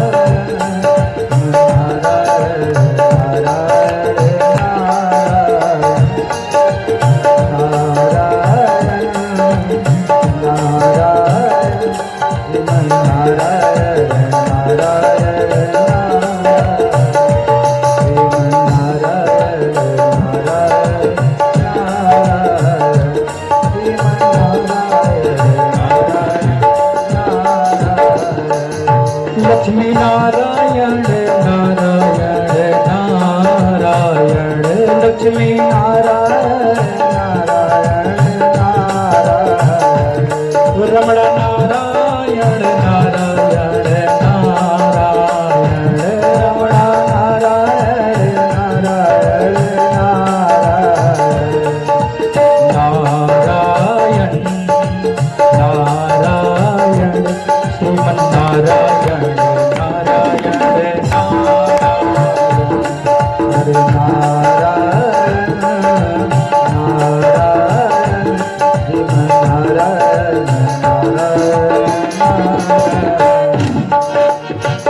आप लोग संकीर्तन में ताली बजाने में कंजूसी मत करिएगा।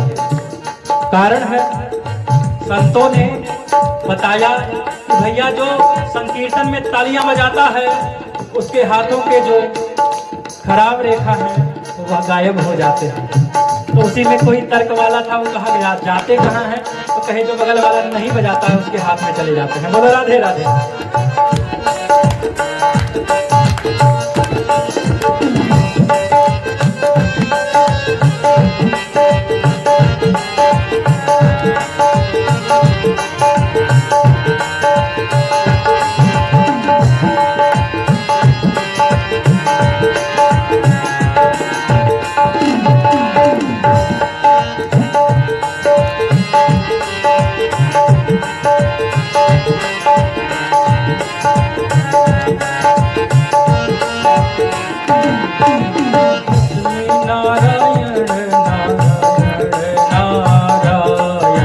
लक्ष्मी नारायण नारायण नारायण मेरो नारायण नारायण नारायण मेरो नारायण नारायण नारायण नारायण नारायण श्रीमन्नारायण नारायण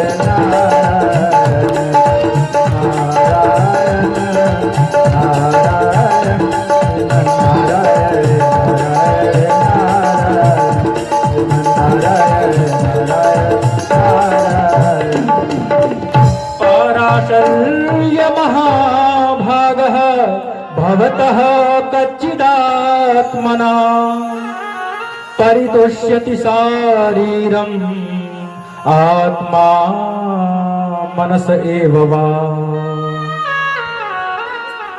कि आपकी मन को संतोष नहीं है, इतने सारे अद्भुत अद्भुत ग्रंथों को आपने रच दिया, क्यों दुखी हो? व्यास जी कह रहे हैं कुछ ऐसा चूक गया है, मुझे बताइए ना नारद जी, क्या चूक गया है? क्योंकि संतों के मिलने के बाद, गुरु के मिलने के बाद ही तो पता चलता है हम कर कैसा रहे हैं। वैसे तो हमको सदा लगता है कि हम अच्छा ही कर रहे हैं, पर कोई तो होना चाहिए जो तुम्हें बताए कि तुम अच्छा नहीं कर रहे हो।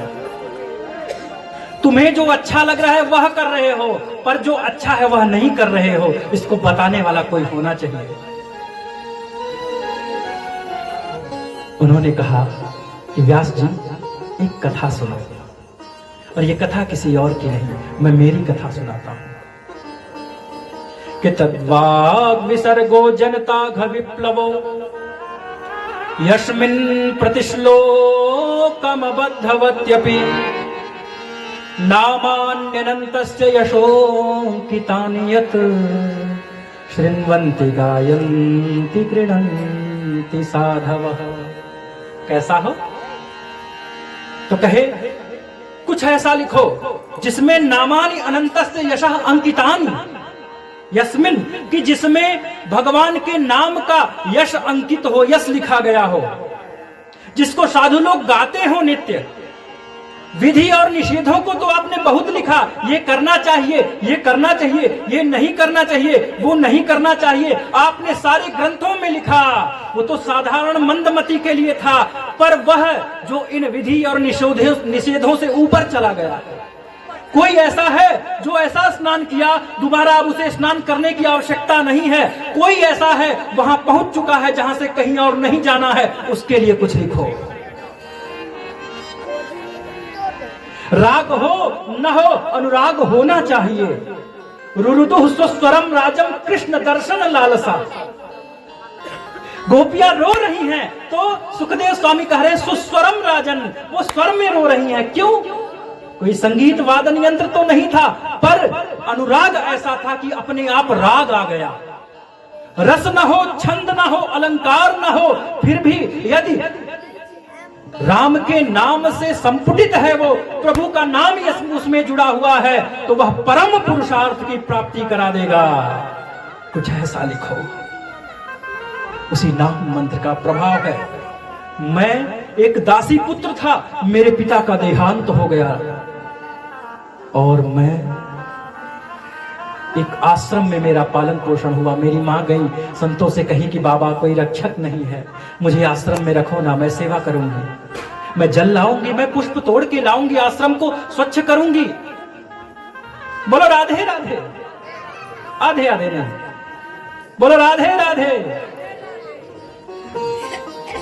तो मेरी मां गई, संतों ने कहा ठीक है रहो देवी, यहां प्रसाद पाना, आश्रम तुम्हारा ही है, ऐसा मान करके सेवा करना। चातुर्मास करने संत लोग आए हुए थे। परिणाम ये हुआ कि मैं उस चातुर्मास के यज्ञ में सेवक के रूप में था। रोज कथा चलती थी। तो क्या होता था, जब कथा विराम होता था तो उसके बाद दूसरे दिन जब कथा प्रारंभ होता था, तो जब वक्ता पूछते थे कि बताओ कथा कहां तक पहुंची है, तो बहुत सारे लोग ऐसे होते थे जिन्हें भूल जाता था। पर नारद जी नन्हे से बालक तुरंत बताते थे, गुरुजी आपने ये बताया था। इतने ध्यान से सुनते, मैं बड़े ध्यान से सुनता था। मुझे लगन लग गई प्रभु की। उस कथा रस को पान करने की लालसा में भंवरा हो गया। बिना रस पिए रह ही नहीं पा सकता था, रह ही नहीं सकता था। संत जाने लग गए। मैं चरण पकड़ के कहा बाबा मुझे ले चलो, मैं भी चलना चाहता हूं, लेकिन नहीं। मां रोने लग गई संतों का चरण पकड़ के। उन संतों ने कहा कि हे लाला, तुम जब तुम्हारी मां आज्ञा देंगी तो चले आना। तो मां की आज्ञा प्रधान है। रुक गए, ये समझ लेना। मां की आज्ञा का पालन करना होगा, पिता की आज्ञा का पालन करना होगा, उनके दायित्वों का पालन करना होगा। यदि तुम दायित्व से भागते हो, तुम भगवत शरण में भी जाओगे तो भी तुम्हारी गति नहीं है। माता पिता के आज्ञा से यदि तुम भगवत चरणारविंद का सेवन करोगे तो परम गति प्राप्त होगी। उनके दायित्वों से विमुख होकर के जिम्मेदारी पड़ी तो भाग गए। घर में हुई खटपट तो चल पड़े बाबा के मठ पर। तो बाबा बना करके खिलाए कौन सा, नीम के पत्ते की सब्जी, भाग खड़े हुए, अरे यहां भी तो वही दुख है। ऐसा नहीं, तो माता पिता की सेवा करो। मुझे उन्होंने भगवान नाम का उपदेश दिया और कहा जब मां अनुमति देंगी तो इस दिशा में चले आना। परिणाम यह हुआ कि मेरी मां प्रातःकाल गई होती पुष्प लेने, और पुष्प लेते समय एक विषधर सर्प ने, विषधर ने स्पर्श कर लिया, काट लिया और मेरी मां स्वर्ग से धार गई। अब मैं नन्हा सा बालक, मेरी आंखों से आंसू निकले दो तरह के, एक गर्म एक ठंडा। एक में तो बहुत दुख था कि मेरे पालन पोषण करने वाली मैया चली गई, और एक में ये प्रसन्नता थी कि अब मैं स्वतंत्र भी हुआ कि मैं जाकर के भजन कर पाऊंगा, जिस भजन से मेरी मां को सद्गति मिलेगी। बोलो राधे राधे। अब संत लोग तो बहुत आगे चले गए थे, पर मैं भी पीछा करने के प्रयास में एकदम थक गया, और सूर्य के तेज से, धूप से तपते हुए मैं एक सरोवर के किनारे पहुंचा। वहां पर जल पान करके और स्नान करके मैं एक वृक्ष के ओट में बैठा हूं, और उसी समय व्यास जी वो एक टेढ़ी टांग, वह पीतांबरधारी चंदा समुखड़ा जो मुझे तड़पा रहा था, मैंने थोड़ा सा देखा, वह मेरे हृदय में उतर आया, उसके बाद हृदय से विलुप्त हो गया।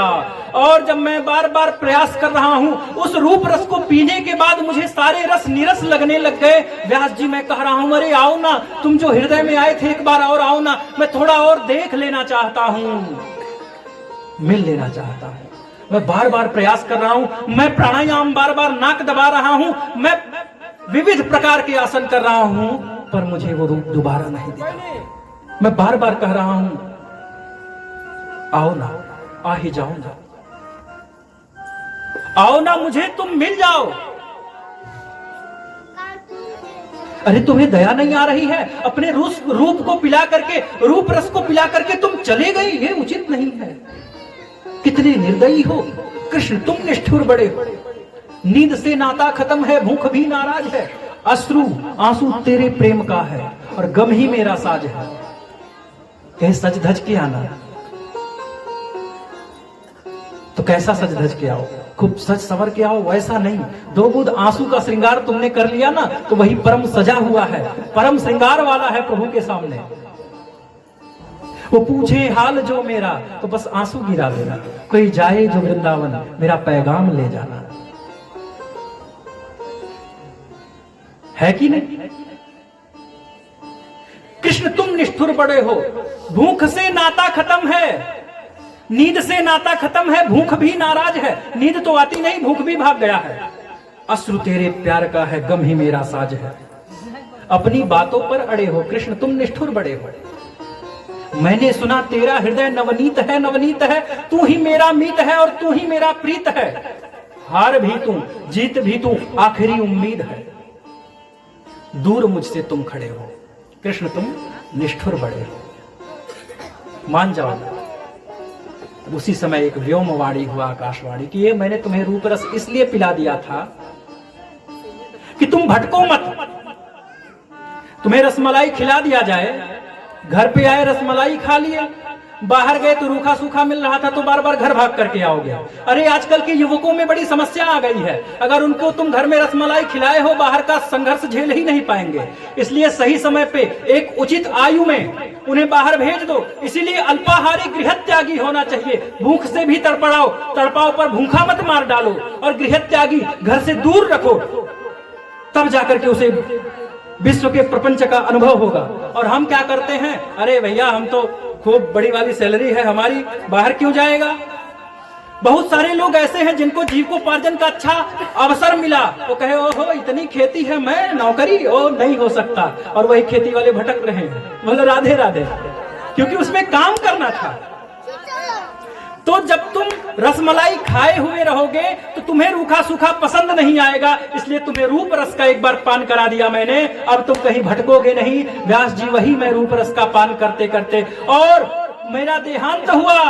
परिणाम यह हुआ कि मैं एक छोटे मोटे, चाचा विधायक है, भाव नहीं मिलता है, बोलो राधे राधे।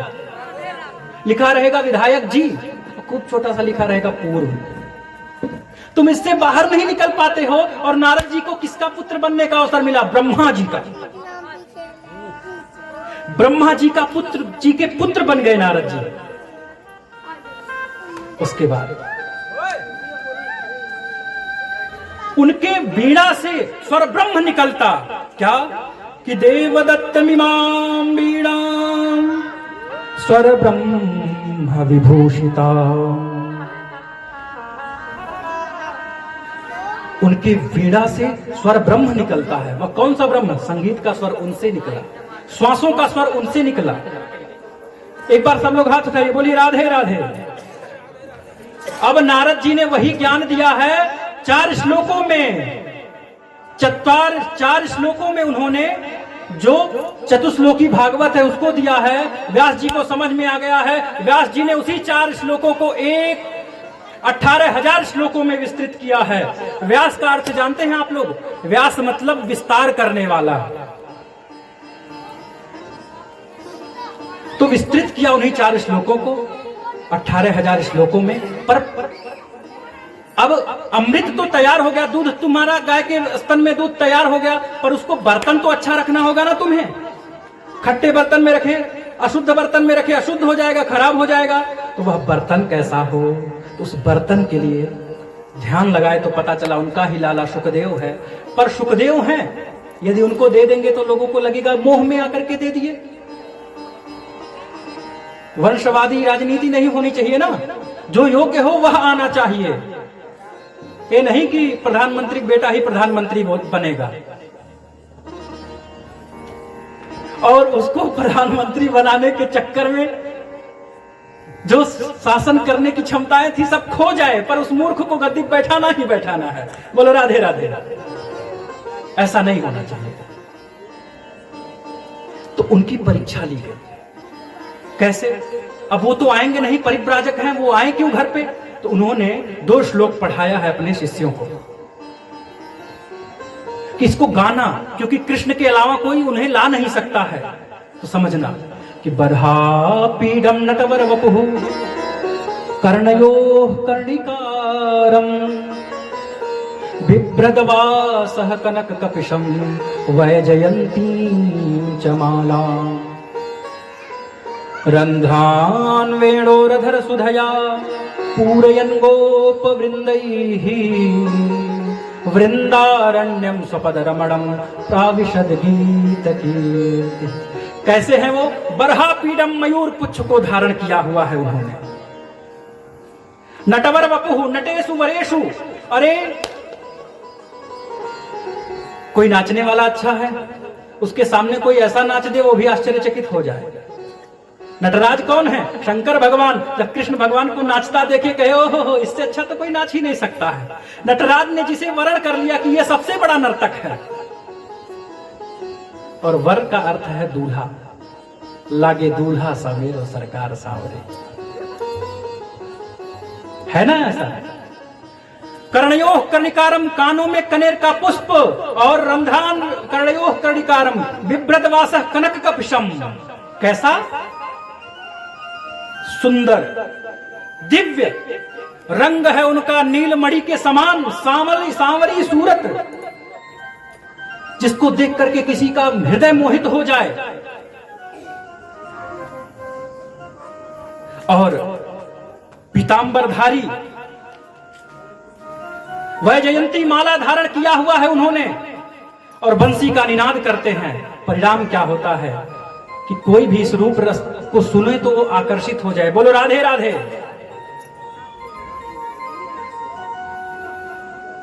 इसको सुनते ही वृंदारण्यम, उस वृंदावन में प्रवेश कर रहे हैं। इतने सुंदरता का इसमें वर्णन है। सुखदेव सुने कि इतना सुंदर कौन हो सकता है।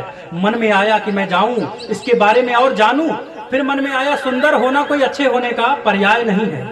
बहुत सारे सुंदर लोग हैं, बाहर से दिखेंगे एकदम मौसी, अंदर से होंगी मौतसी। बोलो राधे राधे। है कि नहीं?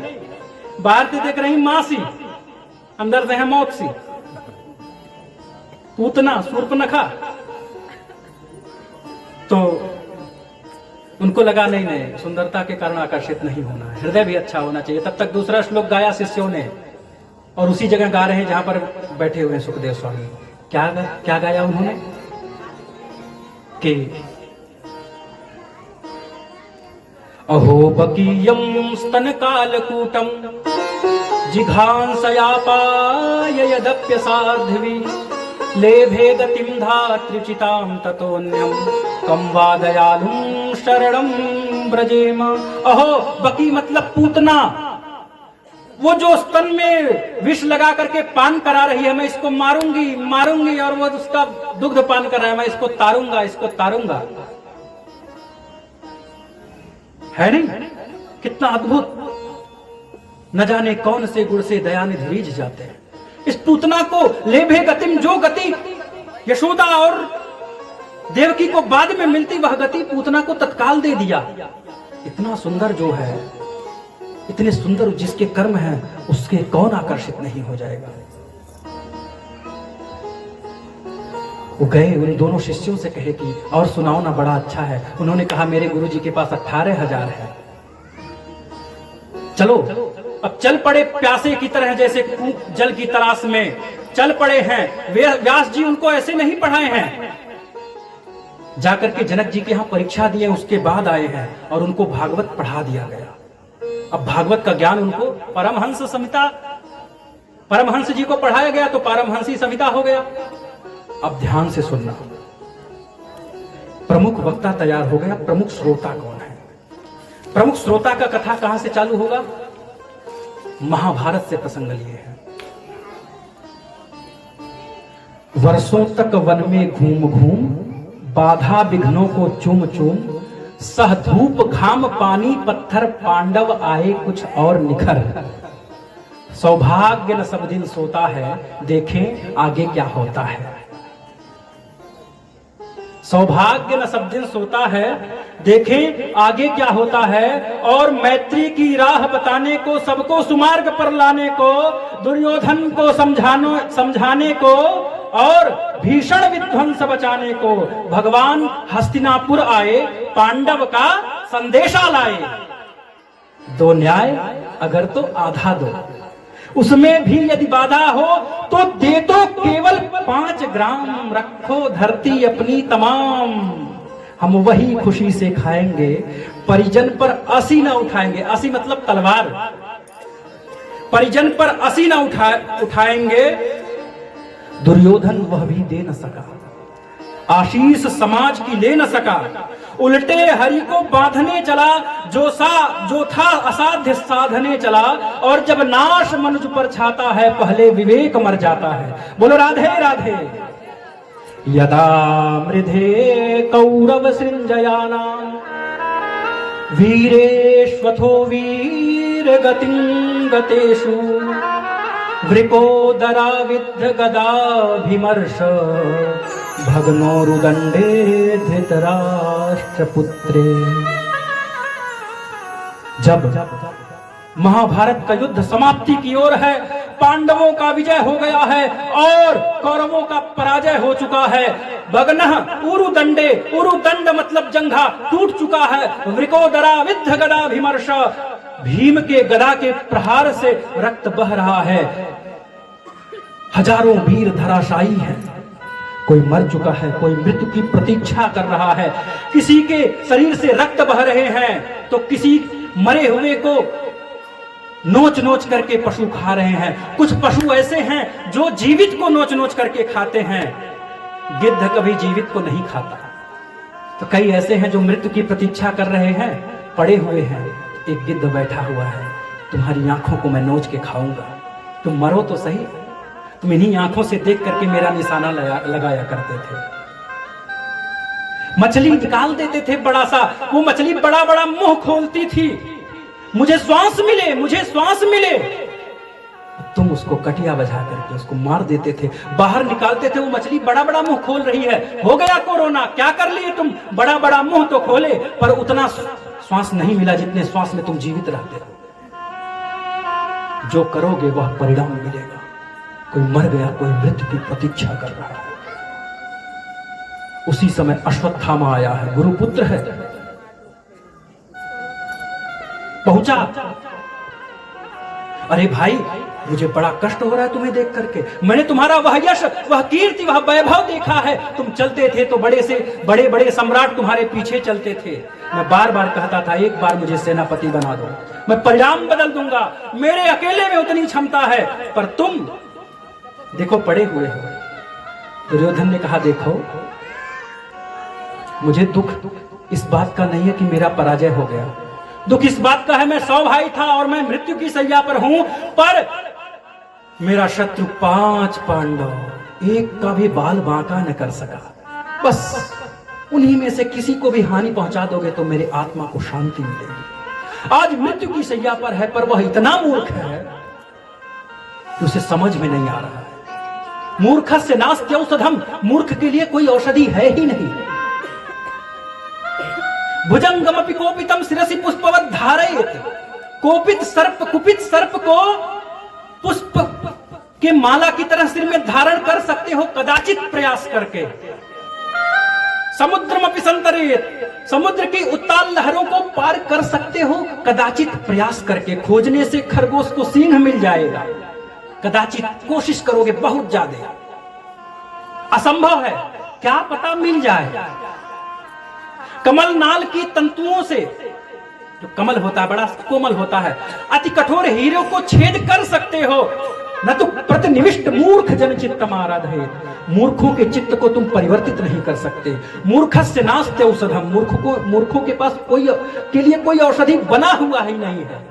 सर्वस्य औषधमस्ति शास्त्र विहितम, शास्त्रों में सभी औषधियां हैं, मूर्खों के लिए कोई दवा नहीं है। बोलो राधे राधे। अभी नहीं समझाओ।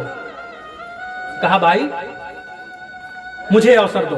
उसने तुरंत अपने रक्त से कहा सेनापति पद पर तुम्हें आरूढ़ करता हूं, अभी मैं जीवित हूं, मैं राजा हूं, मैं अभिषिक्त कर सकता हूं, जाओ। काक उल्लू कन्याई, कौवा और उल्लू, जैसे कौवा और उल्लू में लड़ाई हो गया, उल्लू दिन में कौवा जीत नहीं पाए, रात में गए आक्रमण करके, क्योंकि कौवा को दिन में दिखता, रात में दिखता नहीं है, जीत लिया। रात्रि में उत्सव था, विजेता हुए थे भगवान श्री कृष्ण की प्रेरणा से। पांडव कहीं अन्यत्र गए थे, पांडवों के 5 बालक वहीं पर सुलाए गए थे जहां पर 5 पांडव सोते हैं।